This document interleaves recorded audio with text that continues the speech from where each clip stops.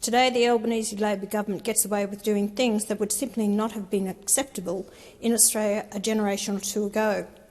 Labor may have won the 2022 and the 25 election with only approximately 35% of the primary vote, but that hasn't made the problems Labor created go away. The Prime Minister's so-called productivity roundtable of his sycophants won't change things at all unless it includes people who understand productivity in business, people like Gina Rinehart, Solomon Lew, Jerry Harvey and Dick Smith. Recently, Labor has gambled with our national security. All right, strap yourselves in, because if Australian politics were a backyard barbecue, this Senate speech is the moment when someone drops the tongs, spills the sauce and insists everything is going exactly to plan.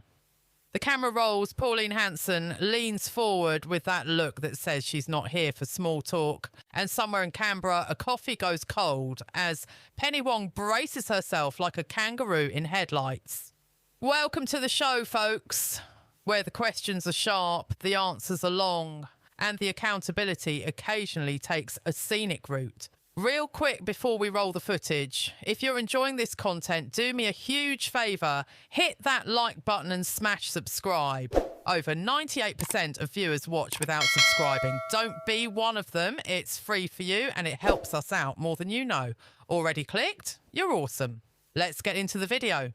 We live in an increasingly fractured, polarised world where principles and values we took once for granted in Australia are being undermined. Today, the Albanese Labor government gets away with doing things that would simply not have been acceptable in Australia a generation or two ago. Labor may have won the 2022 and the 25 election with only approximately 35% of the primary vote, but that hasn't made the problems Labor created go away. We still have a cost of living crisis, we still have a housing crisis, we still have record immigration, increasing debt, huge budget deficits and declining economic productivity. The Prime Minister's so-called productivity roundtable of his sycophants won't change things at all unless it includes people who understand productivity in business, people like Gina Rinehart, Solomon Lew, Jerry Harvey and Dick Smith. Taxpayers are still forced to foot the bill for subsidising renewable projects in the pursuit of net zero, coupled with rises in our electricity bills of more than 300% over the past 20 years or so. And more recently, Labor has gambled with our national security. For decades, Australia's defence has mainly been funded by American taxpayers. America's nuclear deterrence has prevented global war between major powers. America supplies us with our military platforms and our advanced weapons. And under AUKUS, America will hand over to Australia the most closely guarded military technology on the planet, nuclear propulsion. Yet our current Labor government is publicly appearing less than grateful for this generous support from the arsenal of democracy. Labor is ghosting our most important ally, the United States, and to all appearances is sucking up to Communist China, Australia's most potent adversary. China routinely commits acts of aggression against Australia, and as if it's entitled to do so, and is not hiding its intentions to militarily and economically dominate our region. America simply wants the countries with which it shares close alliances and democratic values to step up and do some of the heavy lifting by increasing their defence spending. It's called growing a backbone and taking responsibility to defend yourself instead of relying on Americans to fund your battles with their money and lives. We're told we live in a fractured, polarised world, and honestly, you don't need a PhD in international relations to notice that. You just need a power bill, a rent increase, or a quick glance at the supermarket checkout. Pauline's point lands like a thud on the Senate carpet. Things that once would have sparked outrage now seem to get waved through with a smile and a press release. Labor won the election fair and square, sure, but winning with a modest slice of the primary vote doesn't magically make the cost of living crisis pack up its bags and leave town. Groceries are still eye-watering, housing is still tighter than a jar of Vegemite that's been in the fridge, and immigration numbers are doing laps like they're training for the Olympics. Then there's productivity, which gets mentioned so often you'd think it was running for office itself. The Prime Minister's big productivity roundtable is described with the kind of optimism usually reserved for diet ads, but Pauline asks the awkward question out loud. Where are the people who actually run big businesses, employ Australians and know what productivity looks like outside a spreadsheet?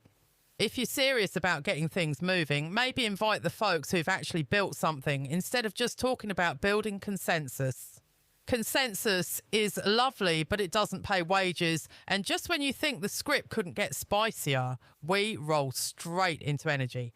Net zero gets tossed around like it's a magic spell, but Australians are staring at power bills that have climbed faster than a roux on a trampoline over the last couple of decades. Taxpayers are still footing the bill for subsidised projects, and Pauline's question hangs in the air like smoke from a burnt snag. If this is the future, why does it feel so expensive in the present? Now cue the dramatic music, because here comes defence and national security. This is where the tone shifts from annoyed taxpayer to concerned ally. For decades, Australia's security has been closely tied to the United States, and nobody in the Senate chamber is pretending that nuclear deterrence and advanced military tech grow on trees. Under AUKUS, Australia's being trusted with some of the most sensitive technology on the planet, and that's not a small deal. Pauline's grilling isn't about theatrics here, it's about whether gratitude and responsibility are still part of the conversation. She paints a picture with a touch of sarcasm of Australia looking a bit too relaxed while America does the heavy lifting. The message is clear without being cruel. Alliances aren't a free subscription you forget to renew. They're relationships that require effort, respect, and yes, sometimes spending a bit more to carry your share of the load. Penny Wong listens carefully, measured as ever, while the ghost of Anthony Albanese hovers over the debate like a polite reminder that he's not in the room because, well, that's how Parliament works. Still, his absence becomes part of the parody. An empty chair that might as well have its own nameplate. Then there's China, the elephant in the Indo-Pacific. The script doesn't accuse, it nudges, asking whether Australia is being clear-eyed enough about aggression, influence, and the reality of power politics in the region. Pauline's tone suggests that being diplomatic shouldn't mean being naive, and that standing up for democratic values doesn't have to involve shouting, but it does require clarity. The joke lands softly but firmly. Smiling politely while being pushed around isn't strategy, it's wishful thinking. The comparison to Bob Hawke adds a historical wink. Here was a Labour leader who managed to balance ideology with pragmatism, supporting the US alliance even when the politics weren't fashionable, and calling out authoritarian behaviour when principles demanded it. The implication isn't that today's leaders are villains, but that they might have missed a memo or two from history class. And in true Aussie fashion, the criticism comes wrapped in humour rather than hostility. As the speech winds on, the call is for something almost old-fashioned. A clear statement of principles, not slogans, not vibes, but an understanding of who Australia is, what it stands for, and who it stands with. Democracies, the rule of law, self-determination, and a strong enough defence to deter trouble before it starts. It's less about picking sides for the sake of it and more about knowing where you're planted when the wind picks up. By the end, the parody isn't cruel, it's cheeky. Penny Wong isn't painted as a villain, Albanese isn't turned into a cartoon mastermind, and Pauline Hanson isn't pretending she has all the answers. Instead, it's a very Australian kind of political theatre, full of raised eyebrows, pointed questions, and the kind of dry humour that says we can laugh, but we should also probably pay attention. The audience is left chuckling, thinking, and maybe checking their power bill again, because if nothing else, this Senate moment reminds us that democracy isn't a spectator sport, and the jokes only work because the stakes are real.